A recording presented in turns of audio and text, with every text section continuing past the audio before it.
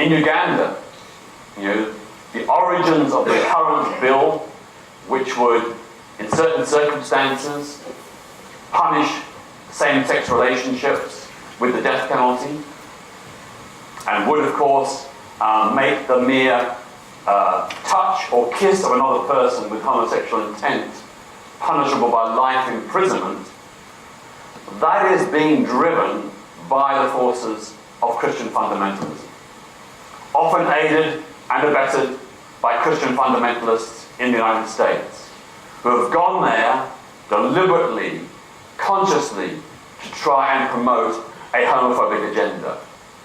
This bill, as you know, it doesn't merely introduce the death penalty for repeat same-sex offenders.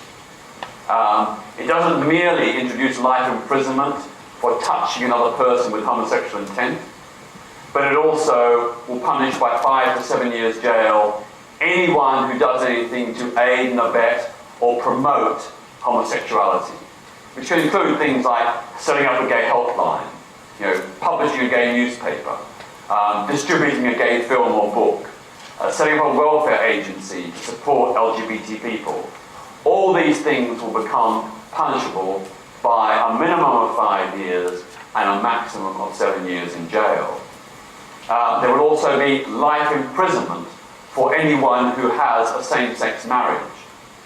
There will be 3 years jail for any person, gay or heterosexual, who does not report a gay offender to the police. This is one of the most draconian pieces of legislation ever introduced anywhere in the world. And what is so sinister is that it not only applies in Uganda, it applies to any citizen of Uganda or to any foreign resident in Uganda who commits any of these offences abroad. So if a Ugandan student comes to London to study and he has a same-sex relationship, or she has a same-sex relationship, if he comes to London and speaks in favour of gay rights, if the Ugandan authorities become aware of this, they will seek, under this bill, to extradite that person back to Uganda to face trial. That's the draconian nature, the sweep and reach of this particular bill.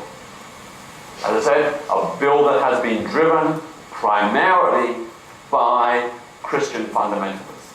The laws that already exist in Uganda are amongst the most draconian in the world.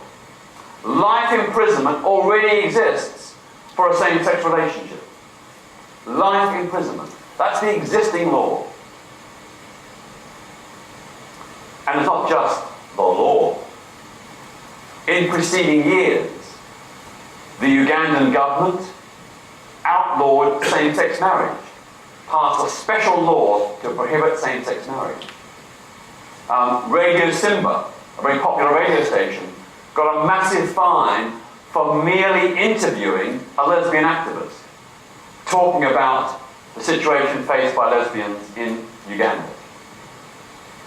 The head of the United Nations AIDS agency, concerned with promoting HIV prevention and education, was expelled from Uganda a few years ago merely for meeting and talking with lesbian, gay, bisexual and transgender activists. So these things have been happening even before this bill was ever dreamt up. This bill just merely escalates the situation further.